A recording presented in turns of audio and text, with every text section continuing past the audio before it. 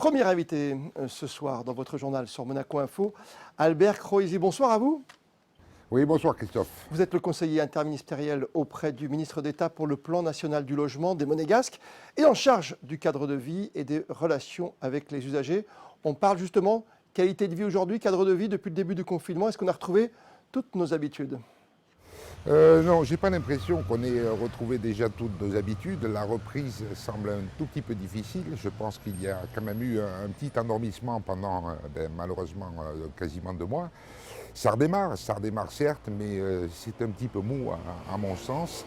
Et en revanche, il serait temps de s'y mettre parce que l'économie en souffre terriblement, les commerçants sont un petit peu inquiets et il y a de quoi. Mais j'ai bon espoir que sous quelques temps, nous pourrons avoir un déconfinement total et que la vie reprenne de façon tout à fait normale. Quand on reprend le cours de la vie, presque normal, on reprend également des chantiers. Est-ce qu'il est l'un des grands objectifs de la principauté, c'est de terminer les chantiers à temps ? Les chantiers à temps, c'est pas possible. Ça, de toute manière, il faut se l'enlever de la tête. On a eu 3 mois d'interruption. On ne pourra pas rattraper ces 3 mois de façon très simple. Surtout si on attend de ces chantiers qu'ils arrêtent de travailler entre midi et 2, qu'ils ne travaillent plus tous les week-ends. Alors, il y a du cadre de vie. Il faut faire très attention. Et puis, ménager les résidents et les usagers, c'est bien normal. Mais il faut quand même accepter que ces chantiers avancent, puisque tant que possible, il faut faire en sorte de rattraper le retard. Mais vous êtes sensible quand même à cette demande ? Il faut à un moment donné être un tout petit peu raisonnable. C'est vrai que nous avons quelques années difficiles, on ne va pas dire quelques mois parce que ce serait mentir, mais quelques années, nous avons une ambition de faire un plan national pour le logement des Monégasques en une quinzaine d'années. Ce n'est pas en ne travaillant pas qu'on va arriver à atteindre les objectifs. Donc on ne peut pas, je l'ai souvent dit, vouloir tout et son contraire, parce que sinon on ne s'en sortira pas. Albert Croisi, il y a un chantier qui pose plus problème qu'un autre aujourd'hui à Monaco ? Non, tous posent problème, puisque Monaco étant tellement petit, tous les chantiers que l'on a sont à proximité de notre immeuble. Donc que ce soit sur Fontvieille, que ce soit sur le Larvoto, que ce soit à la Condamine, il y a toujours des habitations autour des chantiers.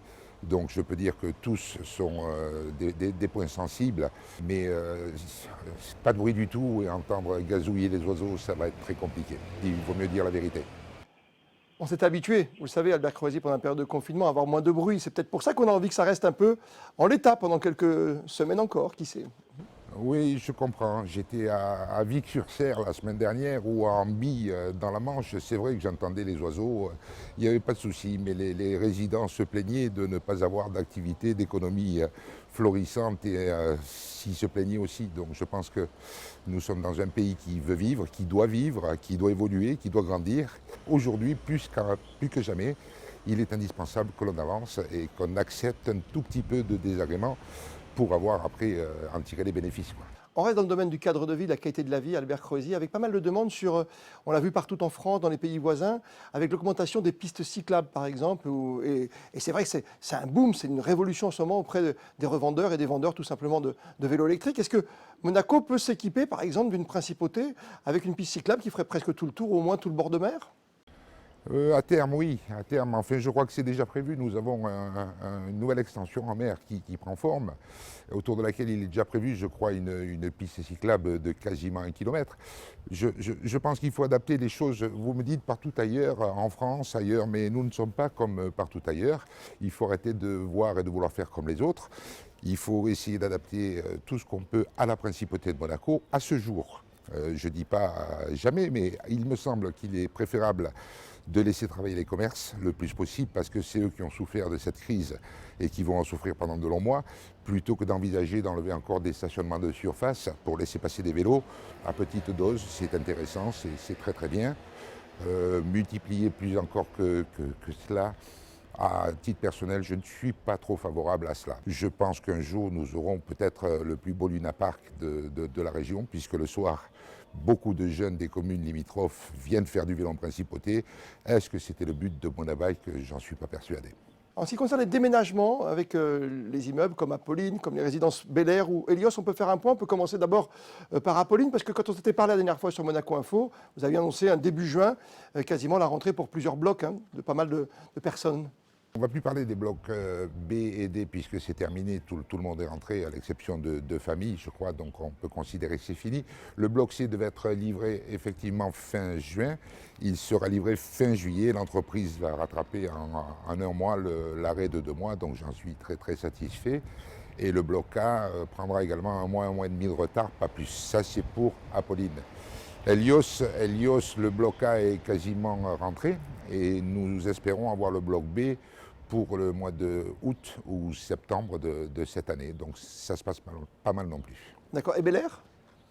Alors Bel Air, c'est un chantier qui ne pourra pas commencer avant, bien entendu, qu'on ait vidé l'immeuble. Et vous comprendrez que dans la mesure où je vais utiliser des appartements qui ont été mis à disposition des gens d'Apolline, je vais devoir attendre de rentrer toutes les personnes à Apolline pour pouvoir vider intégralement le Bel Air. J'estime que cette opération sera terminée dans le premier semestre 2021. Albert Croesi, vous avez dîné en ville, vous avez déjeuné en ville, vous appréciez aujourd'hui ce déconfinement progressif? Comment vous sentez-vous dans votre principauté? Monaco doit rester une ville conviviale. Quand on parle de cadre de vie, moi je ne le limite pas au bruit de chantier ou aux problèmes de circulation automobile, mais un cadre de vie, c'est des endroits agréables où on peut aller déjeuner, dîner, on a des terrasses. Là, la mairie de Monaco fait de gros efforts. Ils ont consenti des espaces supplémentaires pour que les commerçants puissent disposer de terrasses plus grandes. C'est quand même très très agréable de se retrouver entre amis et de rencontrer un petit peu de monde.